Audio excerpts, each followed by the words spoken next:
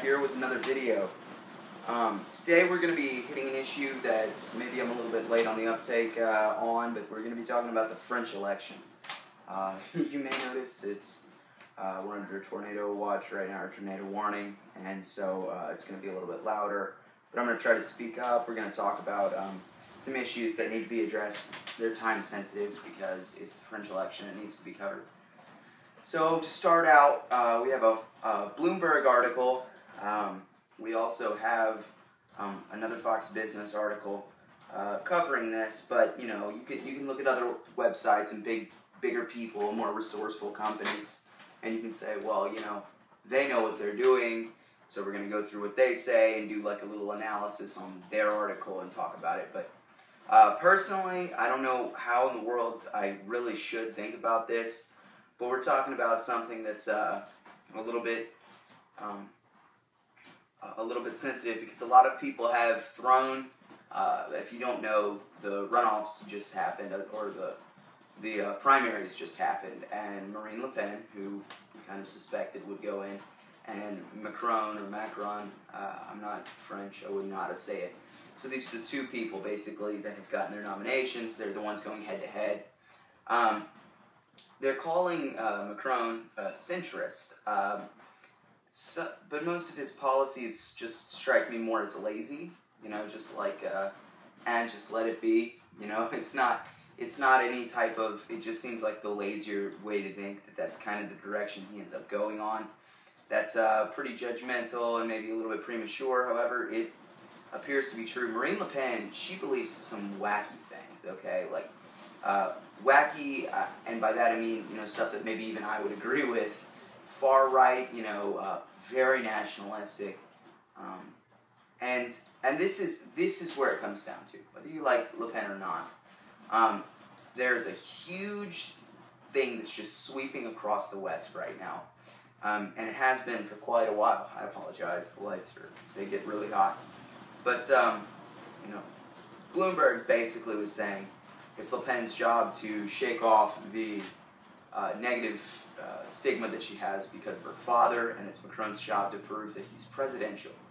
Well, you know, this isn't like that.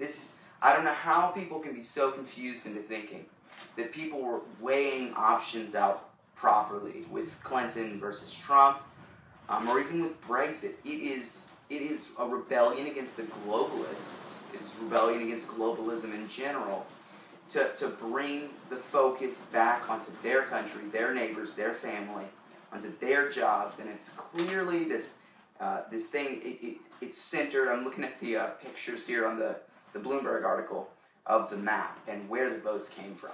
So Le Pen, it's like the outer edge. She has her most dense, the outer edge of France, all the way around, except for a little bit on the coast, but there's a real deep support for her. And it's these rural French, it's these people who have just been, you know, they've been forgotten about because they're not in these major metropolitan areas. Lots of things that they've had issues with, I'm sure. They're seeing these issues not in the same kind of liberal way, but yeah, so there's plenty of people talking about it, and I think most people just want to ignore the fact. The French election isn't about Marine Le Pen versus Macron. It's not. Some people have fancied Marine Le Pen as the Trump of this French election for PM, but I think that's crazy. I wouldn't say that it's, you know, I wouldn't give that Trump thing to anybody, because what Trump did was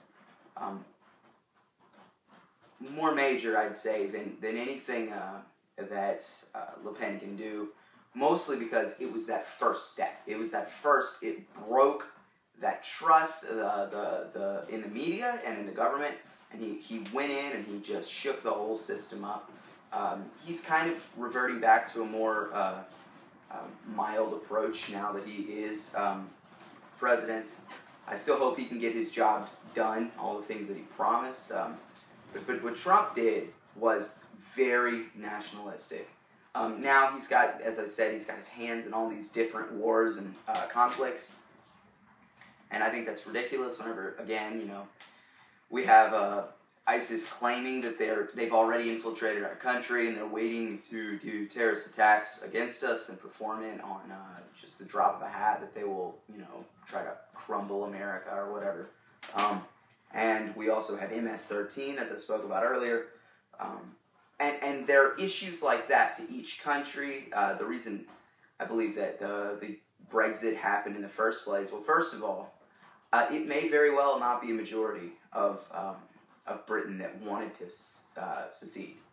But in this case, it wasn't about the majority. It was a very surprise. It was those people getting out there and voting harder. They're way more committed, way just in droves. The people who believed what they believed going out there and putting it in the ballot box. And if Le Pen's going to win, the polls, the numbers most certainly show her being below Macron.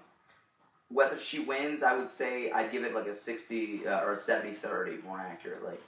She has about a 30% chance of winning. Totally speculation on my part. The subtleties of another overseas election, very few ways that you can pick up on something. A centrist over there might not be what we have here. Also, somebody called a far right person like Le Pen. Some of the stances may be different just because of the differences between countries. So what I'm going to say about this is that Le Pen probably won't win, but the ideas that were proposed and that made it so far, they will have changed the game, even in France, whether she wins or not. If she wins, I think that would probably be the best thing for France. They'd have their own Frexit, I think they'd for sure, just leave. And I think that is the best strategy you can have right now, because the EU is it's a failing system. Again, there's complexities that an American might not be able to understand about overseas politics, but to my seeing eye, to my hearing ear, the proof is clearly pointing towards the EU crumbling, and that it's not supporting nations, that it's not supporting the right nations, and that it is failing. It's just not a good system. So for that reason, I think if Le Pen did if she won, and she were to have their own Frexit, and they were to, if she were to take themselves out, I guess it wouldn't be quite like Brexit, but it'd be similar. Again, this is a topic that, there are very little pieces of information. The articles are pretty much all I can run off of, because it's so complex. Other countries have these weird right-left divides, at least weird to an American. We have, kind of social and financial right-left divides. You would say that the socialistic ideas, those are the left, and then you have these pure capitalists, pro-lifers. You have this is what you would say falls on the right, and then you have, but overseas it's not quite that simple.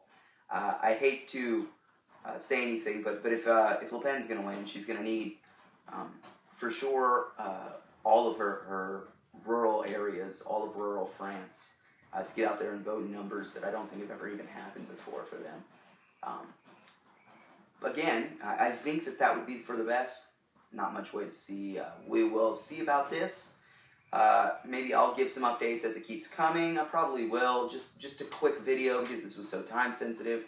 I'm already really behind the curve on this, and I've been busy recently with other projects. So I'm going to keep sending videos your way. Like, comment, share, subscribe. I hope you guys enjoy. From the Rawka Media, I'm Michael Rodriguez, and